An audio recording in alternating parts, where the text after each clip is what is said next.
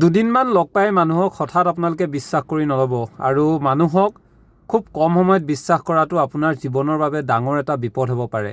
আপুনি সহজ সৰল, আপুনি মানুহৰ লগত কথা পাতি ভাল পায় আৰু সেই কথা পাতি ভাল পায় বুলিয়ে খুব কম সময়তে ভাল পোৱা মানুহজনক বা খুব কম সময়তে বন্ধুত্ব গঢ়ি উঠা বা খুব কম সময়তে মানুহজনৰ সৈতে সম্পৰ্ক গঢ়ি উঠা ব্যক্তিজনক হঠাৎ আপুনি বিশ্বাস কৰি সকলোবোৰ খুলি সৰ্বস্বৰে কৈ নিদিব। এনে কৰিলে আপোনাৰ জীৱনত অনাগত সময়ত বিপদ হোৱাটো অনিবাৰ্য। কাৰণ বৰ্তমান সময়ত সকলোকে বিশ্বাস কৰিলেও কিন্তু মানুহক খুব কম সময়ত বিশ্বাস কৰাটো অত্যন্ত ভয়ংকৰ কথা। বৰ্তমান সময়ত আমি বহুতেই কয় যে ভূত প্ৰেত আদিলৈ ভয় কৰিব পাৰি, ভূত প্ৰেতে মানুহক মাৰি নেপেলায়, কিন্তু মানুহ হৈছে এনেকুৱা এটা প্ৰজাতি, ভাল মানুহ পালে আপোনাৰ জীৱনলৈ বহু পৰিৱৰ্তন হ'ব। যদি আপুনি বেয়া মানুহ হঠাৎ লগ পায়, সেই বেয়া মানুহে কিন্তু আপোনাৰ জীৱন ধ্বংস কৰি দিব পাৰে। মই ইয়াত কেৱল ভাল পোৱা প্ৰেমৰ কথা ক'বলৈ যোৱা নাই।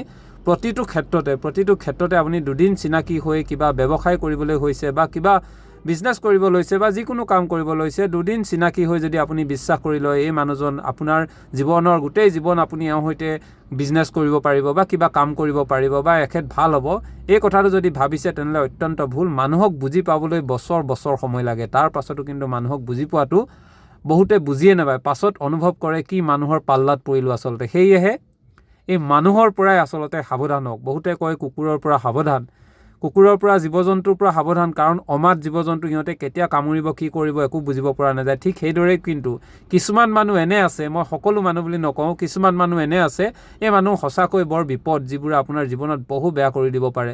আৰু কিছুমান এনে মানুহ আছে, ভাল মানুহ জীৱনত পাব, যিবোৰে আপোনাৰ জীৱন পৰিৱৰ্তন কৰি দিব পাৰে। সেয়েহে এই ক্ষেত্ৰত খুব কম সময়তে লগ পোৱা মানুহক হঠাৎ বহু বেছি বিশ্বাস নকৰিব। এইটোৱে কিন্তু আপোনাৰ বিপদ কৰিব পাৰে। ধন্যবাদ।